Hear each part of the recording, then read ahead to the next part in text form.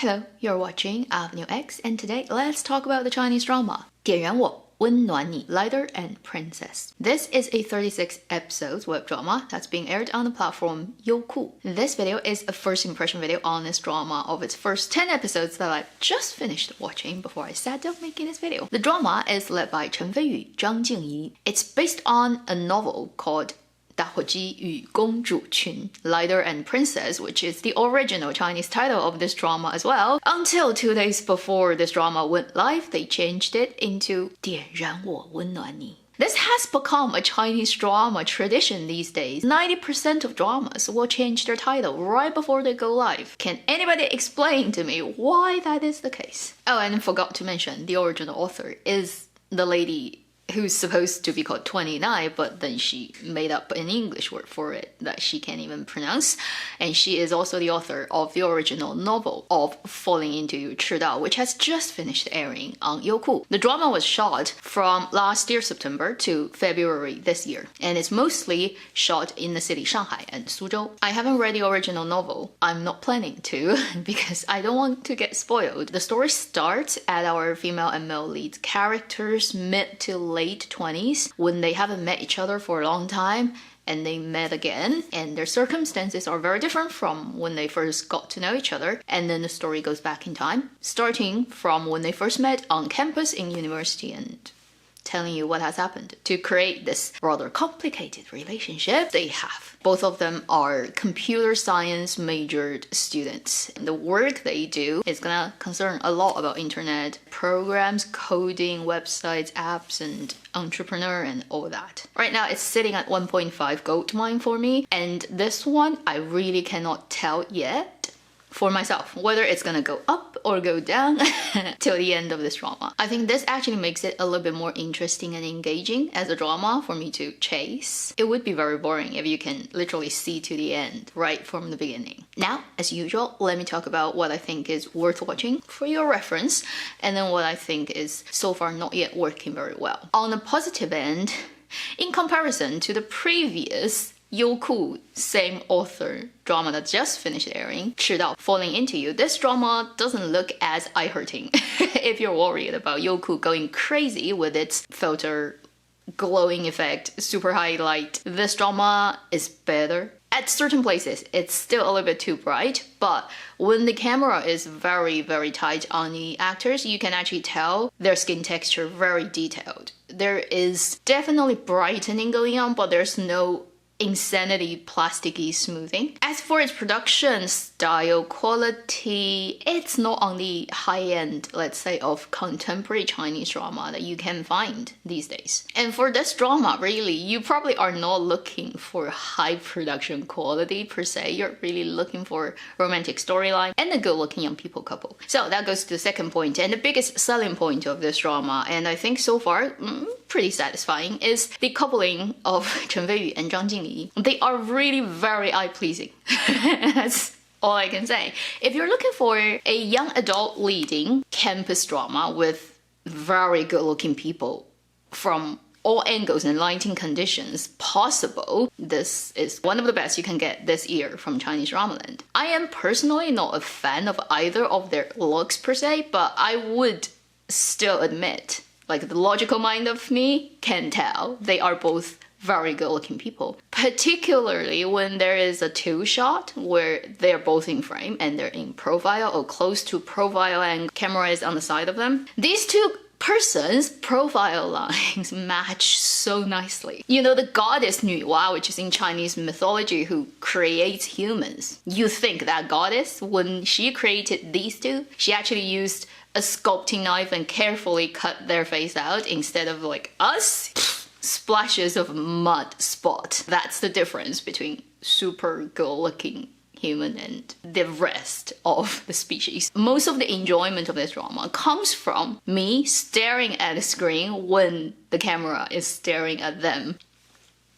It's a type of pleasure that your brain gets triggered and then starts to create chemicals that makes you feel happy. So really, the greatest thing of this drama is to look at two very good-looking people fall in love in ways that are so far not offending. So that's the third point. Whenever you come across super offending characters and their actions, behaviors, or certain ideas you can feel from this production, when they put the story out, what is their sort of value that they're trying to advocate in a way? If it's really offensive, it's very hard to watch, and there are plenty of such dramas from Chinese dramaland. This one isn't. It's not masterpiece writing, but it's unlikely to offend you in any significant way. And if you want to talk about the chemistry between the two leads, since for this type of drama that's the most important thing, I'd say it's a steady climb. It hasn't gotten to the place by now yet to make me completely fallen for their chemistry and relationship, but it's slowly building up. So I do hope for the later parts of the story, since it will have more dramatic plot, this relationship can get more dynamic and get more energized. Turn it on, basically.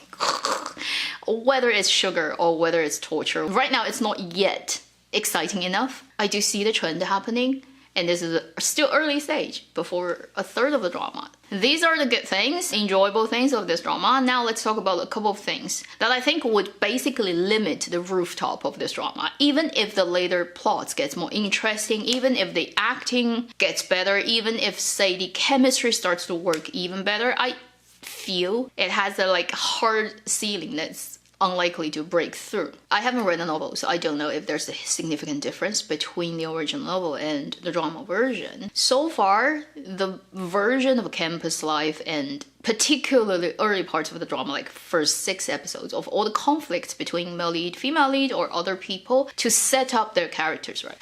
It's written very immaturely. It's like all these people, although they're already technically adults, they all act like primary school kids, and good relationships and bad relationships and what can turn people against each other or work together. It's just all very child's play. And honestly, right now, in our day and age, real primary school students probably act and behave more maturely than this. It almost put me off, particularly the first 6 episodes. So if you're watching it, and maybe you need to just brave through that part and not giving up on it until later it starts to get more normal. So what this signals me basically is the scriptwriter's ability to control the narrative or creating dramatic plot is not so advanced, that they have to use very superficial tactics, creating very forced conflicts to move the characters forward. And to do that, they sacrifice a level of believability, realistic, logical things, their observation of the current time,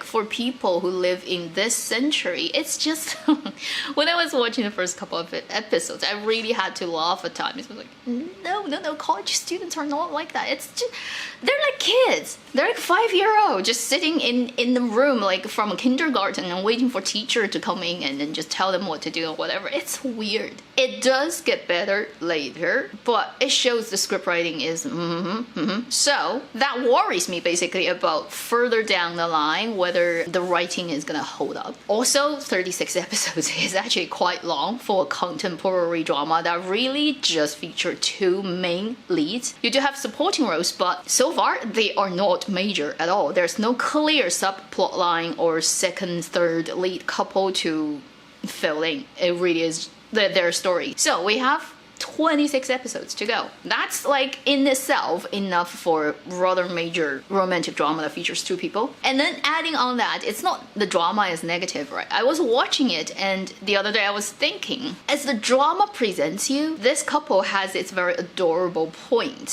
Certain parts of it is quite lovely, even though Arthur has very bad luck in dramaland so far. He does have screen charisma, but the thing is, his character can only work in dramaland. This kind of guy who can get so many girls to like him, but obviously he's only gonna pick one because that's a romantic story. It's just so dramaland specific. It will never happen in reality. No matter how tall, good looking, clever, the star of the school, and very strong personality, bad guys that every girl likes, it's a very dramaland, imagined, created story archetype. Imagine this person exists in real life on campus and he treats other students in that way. He acts in that way, it would be very hard basically to control your urge to slap across this guy's face most of the time, let alone become friends and fall in love with them. When I was watching this drama, I do willingly basically take out my brain's judgmental and logical and rational part to enjoy the screen chemistry, the love story, the good-looking people. I have to do that to an extent. If I don't, I would just be looking at this, yeah, but I don't believe you. Okay, if this guy lives in a real world and he's my classmate, he's gonna be so hated by the entire class in school. It's nobody's gonna get close to him, and he's just not gonna have a love story. And I think we fantasize about these type of characters. It appeals to part of human psychology, and it's really something you cannot have in real life. Therefore, you create the story space to have that fantasy realized by actors for you. Don't bring that into real life, okay? Don't get convinced by it. I think my audiences are old enough and mature enough to see that. If in reality you come across this kind of guy, just run away from them.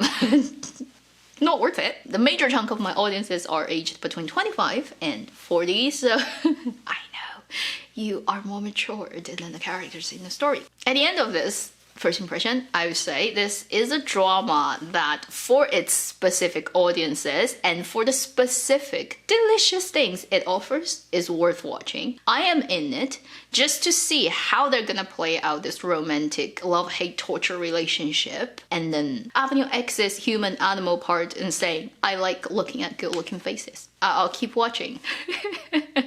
And I do hope they at least in one way or another would surprise me and give me something I didn't see coming. As long as I have a little bit of that, I'd be happy. That should conclude my first impression video on the drama Lighter and Princess. I do hope the later part of the drama will get even better. Meanwhile, if you are looking for similar things, you can check out this video I've recently made on a very similar drama. Same platform, same original author. Thank you for watching. I'm your X. I'll see you in my next video. Meanwhile, live long and happy drama watching.